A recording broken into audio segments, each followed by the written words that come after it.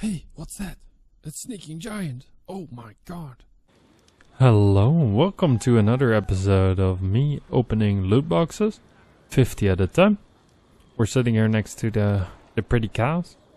Just chose another location. Oh, it's a little bit stormy outside. Oh no. Well, anyways, we're gonna go into 50 loot boxes. Oh yeah, and I want to remind you, if you like this content, make sure to give a thumbs up. And if you come here often, might as well subscribe and let me know in the comment section down below what you think of it. Anyways, let's get cracking into it. We start off with the Chalet tree. Increase the damage from torpedoes by 150% when the target is beyond 100 meters, which means you can get a bonus damage. 20% of the damage as explosive damage in 300 or 35 meters blast radius, and flooding. That blast radius is nothing that can get hit by it though, but it is what it is. Kawaka 2, which is Rampart, reduces incoming damage from ramming by 75%. So it's good if there would be a ramming build, but there isn't yet. So maybe in the future, but not for now. Loophole 3, which is a very good general centerpiece, because you can apply flooding and blast damage, which is always handy, and 15,000 damage. It's a lot. Basilisk 3, which is a culverin, so it means it goes on the lower deck. As you can see, with middle mouse button I can compare it. On the side of the ship, the bark only has 7 gun parts with the side.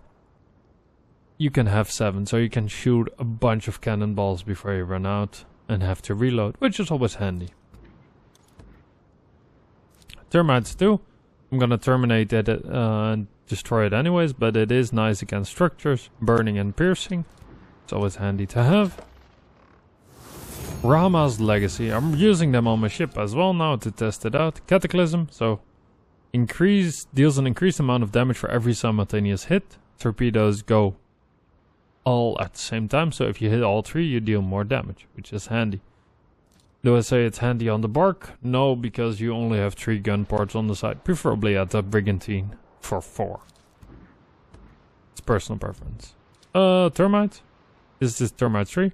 I'll keep those. They have piercing, burning, and increased damage to structure, which is great when you want to effectively take out turrets. Another Termite 3, same story. Another Termite 3. 3 in a row. Oh yeah, there we go, to Kalinikov's Flame. You increase the charge rate for the vulnerable effect, which is great. Burning, always good, especially on the Sandbook.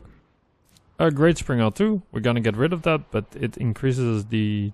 this weapon can be charged, so if you charge this for longer, at maximum charge you deal 300 damage, 300%, and range to 900 meters.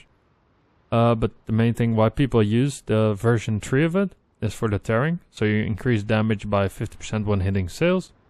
And you add 20% of damage as piercing. This is great. But this one had to go. The Zama 3, which is like a shotgun that deals a little bit of burning damage. And also charges the vulnerable effect where you can crew attack faster. So which is great for certain builds. Another Rama's Legacy, always good. Then we go Chalet 3. Which is the blue version of the torpedoes, which deals explosive damage, flooding, and has arming as well. It is nice that it has explosive 2 and flooding 2, so it's like a mixture of damage, which is always good. Another Chalet 3.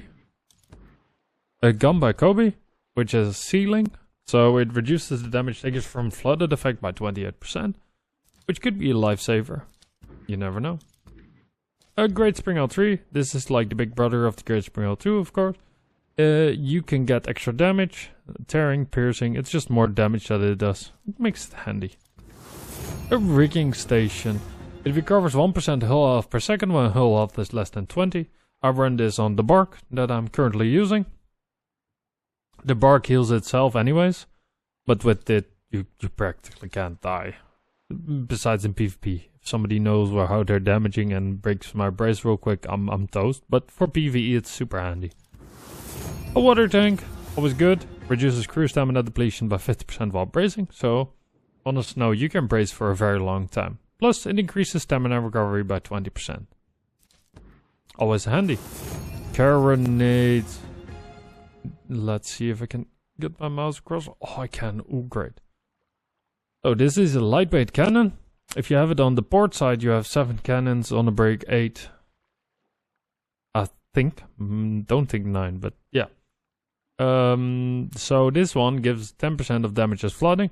But once you hit the flooded effect, so when it becomes dark red and the circle around starts ticking down for the flooded effect to kick in, every cannonball you hit, 50% of that will be damage severe. So you will make severe damage, so you can smolder somebody down if you're in a long PvP fight. But there are counters to it, but it looks like a cool build though, for covering. War drums reduce crew stamina depletion by 50% while trimming in combat, which would be great always, but not for these ship builds nowadays. Gunner Squadron, decrease reload time by 50% for the same weapon used to destroy a weak point from at least 320 range. This applies only to the first shot, so if you hit a shot and it destroys the weak point, then you get 50% of your reload back pretty much. Basilisk Tree, which is another covering set. Dardanelles Bombard Bombs. This is one of the... In Season 1 was... Everybody thought it was an underdog, but all of a sudden people started using it, and it's very strong because of the unison. Instead of getting 1 cannonball at a time or 1 bombard bomb, this one fires 3 to 4 depending on what ship you use. Straight, and its explosive damage is always handy. Always a good one to have. Termite 3, we know that. Royal Custodian Refortify. Applies the fortified effect for 12 seconds after using a repair kit, which increases the armor by 35. You can make yourself very strong by using small repair kits and keep tick healing that. You are very hard to kill, but you need to apply it every time. There are weaknesses to it, like you cannot pop a repair kit every 12 seconds. But it looks like a funky build you can make, you know? Zamazama trees, we've seen those. Another Dardanelles, always handy to have. A Wailing Ward. Okay, there we go. These engineered by La Peste cronies, its surface is coated by resistance to their own toxic arsenal. It reduces the damage and crew stamina depletion from toxic attacks. So anybody that uses Lapidic trees, the Leflow mortar that you can see on the right side of the screen here, and the armor that gives toxic fumes, you have protection for 50% of that. So you take less damage. Plus, Agile Guard gives you reduced crew stamina depletion at the start of bracing. So when you start bracing, you lose a set amount. This reduces that by 40%, which is great. But don't get me wrong on this one. It doesn't reduces the crew stamina taken while you're bracing. It only does it at the start. So keep that in mind. Chalet tree again. A water tank, another water tank. Oh, we've seen it. We know what it does. A twin winch ballista, the big brother of the Springhill tree. Oh, sneaky. Use your mouse correctly, man.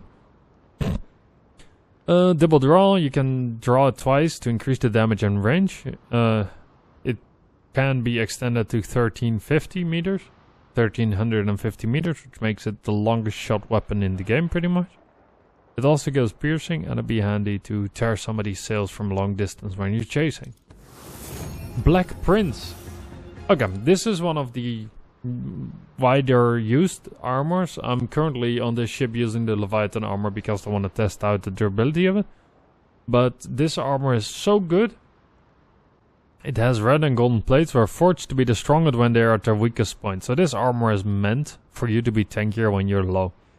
So you take 50% less damage when your hull health is less than 33. So if you combine this with the rigging station, when you get below 33% HP, you start to get half the damage done to you as you usually did.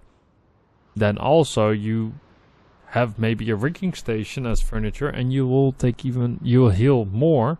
So, for instance, on the bark that I'm using right now, you can tank a whole bunch more, and in PvE, there's nobody that can take you down pretty much because you'll out heal it. That'd be a great adding to your collection. Plus, it also gives 1200 armor, which if you reduce it by 50% the damage, it's great. Besides, it also has protection for explosive, fire, and pierce, not for flooding. That was the only downside flaw to it, and the sales effect. But there's no armor that has anti-tearing, anyways. Okay, we got another one of those termites. Chalet 3, another Dardanelles. Loophole 3, always good to have. War drums. We've seen it, we know what it does. Kalinikos Flame 2 is just as Kalinikos Flame 3. It's a little bit worse in the statistics. Another Wailing Ward, always good to have. Zamazama trees. Termites 2, which are going straight in the bin. Wailing Ward again. Gamba Kobe 2 with the ceiling effect. Another Royal Custodian. Another Royal Custodian. Dardanelles. Great Spring L3, and the last two. Another Great Spring L3. And as last but not least, another Twin Winch Ballista. So here you can see the sample size. Sometimes you get some good stuff, sometimes you don't. This time we got a mixture of purple armors, purple weapons, blue furniture, and all that wazoo together. So I hope you enjoyed watching it. I want to thank you for watching. And don't forget to like, comment, and sub. And see you in the next one. Bye bye.